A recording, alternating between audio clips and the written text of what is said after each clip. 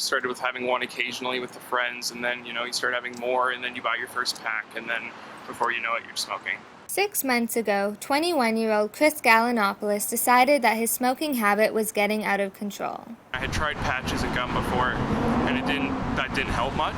A few months ago, Chris tried his third option, the e-cigarette. I heard about e-cigarettes and how it kind of incorporated the whole smoking package. Found this online, bought it, and then wasn't sure how I felt. Couple weeks in though, I still hadn't had a cigarette. A month later, still no cigarette. The e-cigarette has been the latest way for smokers across the world to kick their habit since its introduction in 2007. I actually like to smoke, just the act of inhaling, exhaling smoke. The electronic device can be used with water or with varying amounts of nicotine. I started with 24 milligrams and I'm down to 12 now. It's an atomizer. This is what turns the liquid into vapor. It superheats to like several hundred degrees quickly, and then it turns the liquid into vapor, water vapor. And that's what gives you the sensation of smoke.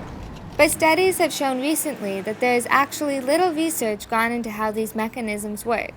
Health officials are worried about the effect of vapor and that there may be a cancer-causing chemical found in the product. The FDA, I think when the electronic cigarettes came out, they did some random testing around that product, looking at the various chemicals that are in there, and so the random testing showed that some of them contain some carcinogens. And because the product does not contain tobacco, there are no rules against selling it to minors. I definitely agree with putting an age limit on it.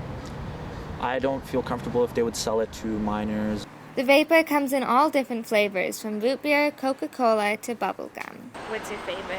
Mountain Dew. Blue Typhoon, and it's kind of like a citrusy berry.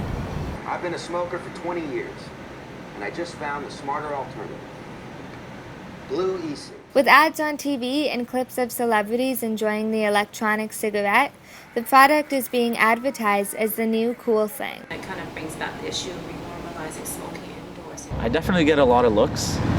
At first it was kind of amusing, but now you kind of get used to it. You kind of just learn to live with it. The use of electronic cigarettes in public have recently come into question in places like Chicago and Scotland. Now, Vancouver coastal health officials are considering banning it from hospitals and community health centers. We have an obligation to protect the health of our staff, but also our patients and clients. Vancouver Coastal Health is part of a tobacco reduction program, which works alongside other groups to encourage tobacco-free areas, clinics, and talks. We have campaigns, prevention campaigns. By using the population health approach, VCH informs people the risks of smoking. The other areas that we work on from a population health level, some of the newer initiatives include smoke-free campuses. But there are other, more non-traditional methods around the city that people use to quit smoking, including hypnotherapy. Hypnosis is very good for basically two things. One is changing behavior, and the other, which is much more powerful, is changing belief. Hadley runs the largest hypnotherapy business in Canada. He says that hypnotherapy to quit smoking works 89% of the time, and it only takes one session. Sometimes people say, well, not everybody can be hypnotized. Actually, for therapy, virtually everybody can be. But despite how talked about this product has been, it still seems like the best option for many smokers trying to quit.